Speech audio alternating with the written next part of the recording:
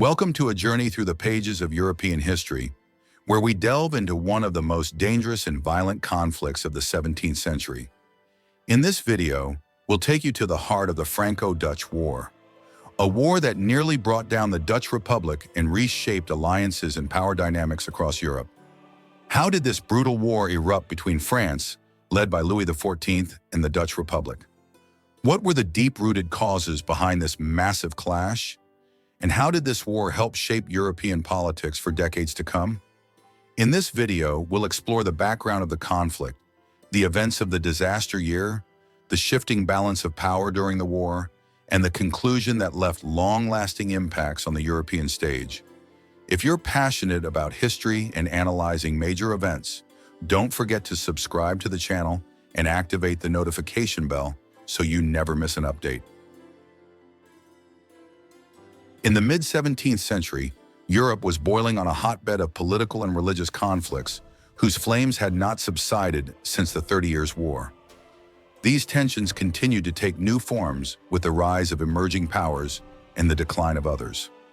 At that time, France, under the rule of King Louis XIV, was beginning a sharp ascent in both political and military strength. The young king, later known as the Sun King, was not content with France holding an ordinary place among European nations. He aspired to make it the dominant power on the continent, leveraging a well-organized army, a recovering economy, and a cohesive central administration. On the other side stood the Dutch Republic, a young state born out of its long struggle against Spain, which had reached the peak of its economic and commercial glory. Amsterdam had become a global financial center. Dutch ships ruled the trade routes between Asia, Europe, and the Americas, and Dutch colonies stretched from Indonesia to the Caribbean. Dutch success was not merely economic, it was a bold declaration that a republican system of government could rival the absolute monarchies dominating Europe. This reality did not sit well with tyrants and power-hungry rulers, chief among them Louis XIV. France and the Netherlands had once been allies, particularly during the War of Devolution against Spain, but their interests soon began to diverge. Louis recognized that the Dutch Republic posed a serious obstacle to his expansionist ambitions, particularly in the Spanish Netherlands, where the Dutch wielded significant political and economic influence. He also saw the Dutch alliance with England and certain princes of the Holy Roman Empire as a dual threat, by sea and land, to France's influence. This realization coincided with internal shifts within the Dutch Republic. The influence of the House of Orange had temporarily declined in favor of Republican civilian leaders, especially Johan de Witt, who pursued a policy aimed at maintaining European peace and limiting monarchical influence. But Louis XIV, with his political foresight, recognized that there were internal divisions within the Republic that could be exploited to drive a wedge between its factions. Thus, he orchestrated a secret alliance with England through the Treaty of Dover in 1670, promising King Charles II financial and religious benefits in return for supporting a French invasion of the Netherlands, including the prospect of restoring Catholicism in England with French backing. At the same time, France didn't stop at securing English support. Louis XIV also struck agreements with the bishops of Münster and Cologne, convincing them to join the war from the east, thereby creating a two-front war that would overwhelm the Dutch. The French plan was meticulously crafted. A surprise attack from the west, east, and south, accompanied by a naval economic blockade, would allow France to subjugate the Republic within a few short months, perhaps even erase it as an independent entity altogether. The deeper reasons for the war were also tied to cultural and religious supremacy. Louis XIV saw himself as the protector of Catholicism in Europe, and viewed the Protestant Dutch Republic as an aberration that needed to be corrected or destroyed. Additionally, the flourishing Dutch economy, which hindered the growth of French trade, added to the animosity. To Louis, the Republic's success was a direct threat to France's internal prosperity. All of these elements, the French king's personal ambition, the clashing economic interests, the deep religious divisions, and the finely tuned geopolitical calculations, came together to ignite the Franco-Dutch War. It was not merely a conflict over geographical borders. It was, at its core, a battle over the soul of Europe and the future of its balance of power.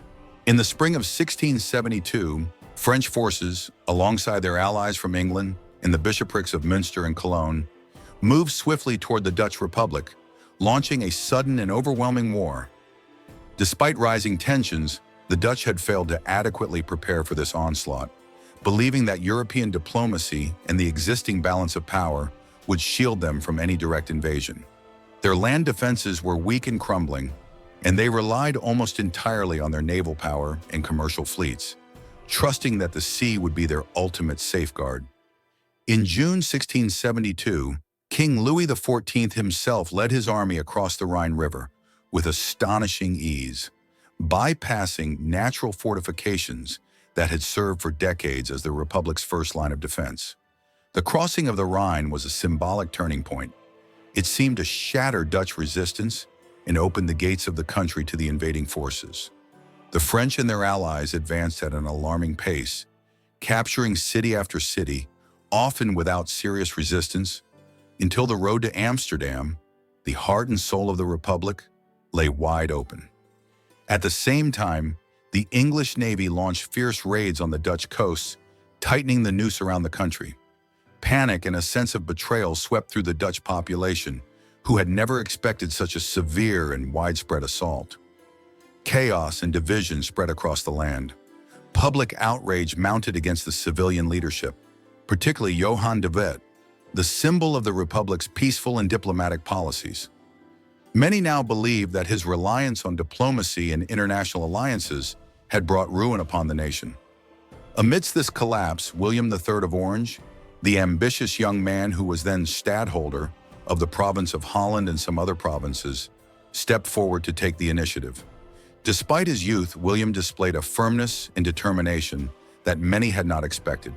He had to contend not only with an overwhelming external enemy, but also with a severe internal crisis, as the people were angry, frustrated, and ready to explode at any moment. In a tragic moment of that year, Johan de Witt and his brother Cornelis were brutally murdered by an enraged mob in The Hague, a gruesome event that symbolized the depth of despair and moral breakdown in Dutch society at the time. Faced with the threat of total collapse, William III made a decisive move by leveraging the unique geography of the Dutch landscape for defense. He ordered the opening of the dikes and the flooding of the plains, separating the main Dutch cities from the advancing French army. This desperate tactic, known as the Dutch waterline, proved remarkably effective. The flatlands turned into a vast sea of stagnant water, halting the progress of the heavy French forces and trapping them in restricted positions, unable to continue their offensive or secure their supply lines effectively.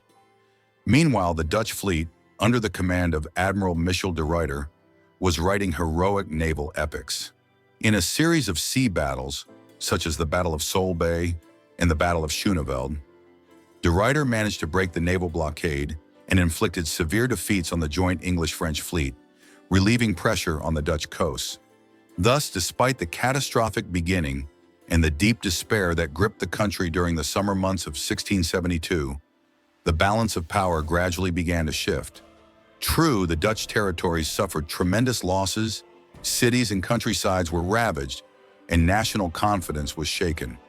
Yet the spirit of resistance began to shine again. The opening of the dikes was akin to a second birth for the Republic, and William III gained enormous popularity as the savior and new national leader.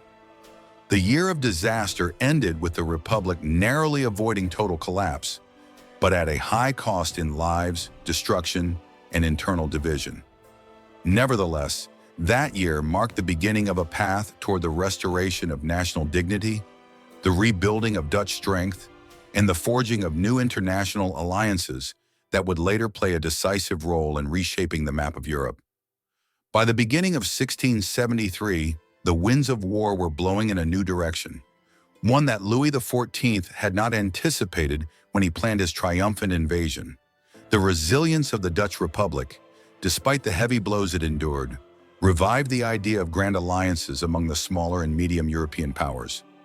At the start of the war, France had seemed an invincible force, but the Dutch refusal to surrender quickly sent a message of hope to France's traditional enemies, and ignited a deep desire among many nations to curb the frightening rise of a power that threatened to bring all of Europe under the sway of the Sun King.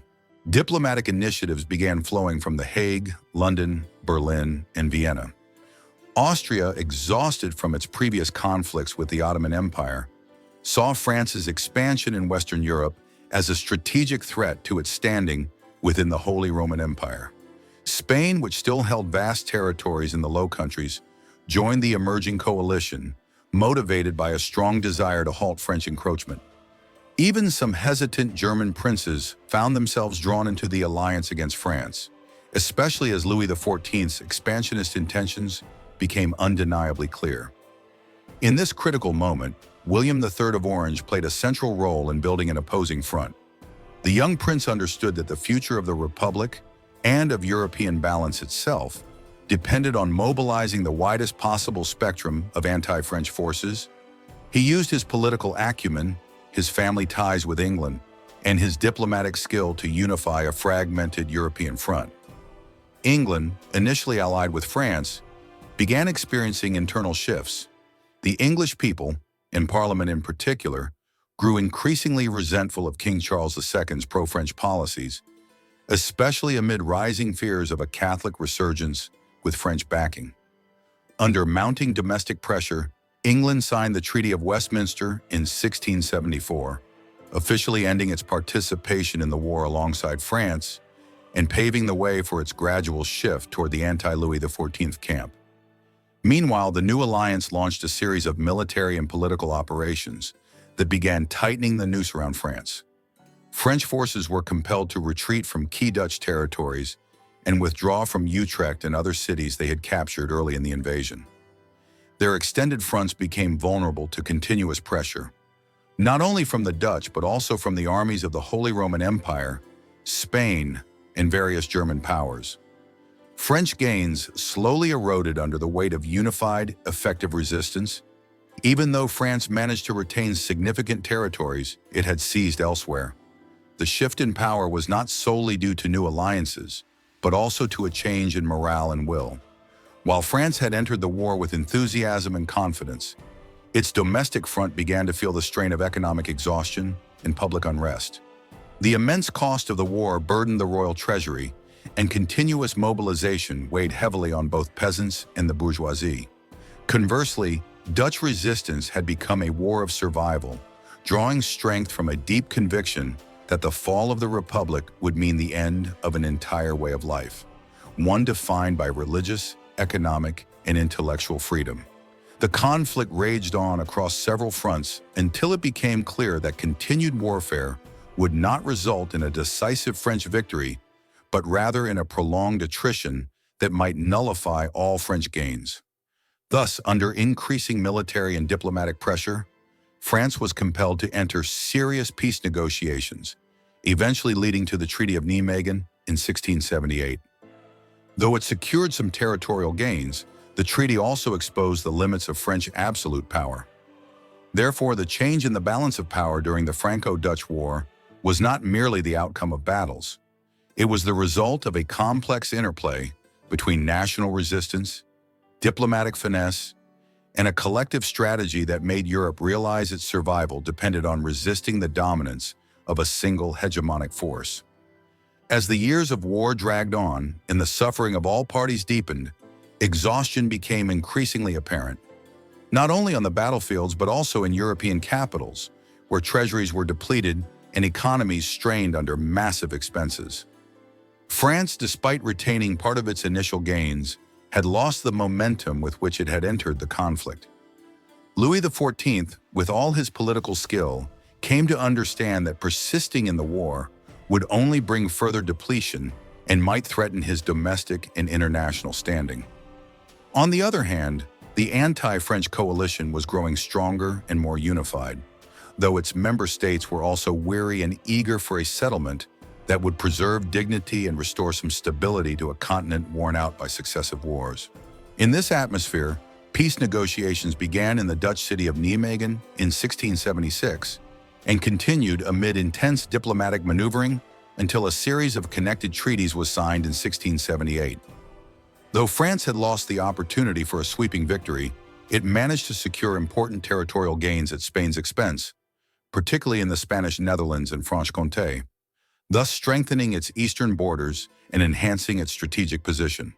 For its part, the Dutch Republic regained nearly all its occupied lands, secured its borders through new alliances, and reaffirmed its status as a major maritime and commercial power, though it had suffered deep wounds that nearly brought about its downfall. The war's end was more than a redrawing of borders. It marked a profound turning point in European politics. On the French side, despite apparent successes, signs of future challenges began to emerge. Europe now perceived Louis XIV not just as an ambitious monarch, but as a constant threat to the balance of power, prompting early efforts to forge broader, more cohesive alliances to counter his ambitions. As for the Dutch Republic, it emerged from the war with a psychological scar. Though it survived as a state, it lost much of its aura as an invincible power and henceforth played a more cautious, pragmatic role on the international stage, relying increasingly on alliances to safeguard its independence. Economically, the war dealt a harsh blow to Dutch wealth.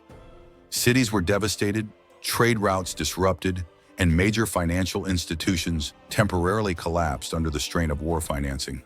Still, thanks to its deep economic vitality and solid commercial infrastructure, the Republic managed to recover relatively well in the following decades, even if it never regained the full brilliance of its golden age from the first half of the 17th century.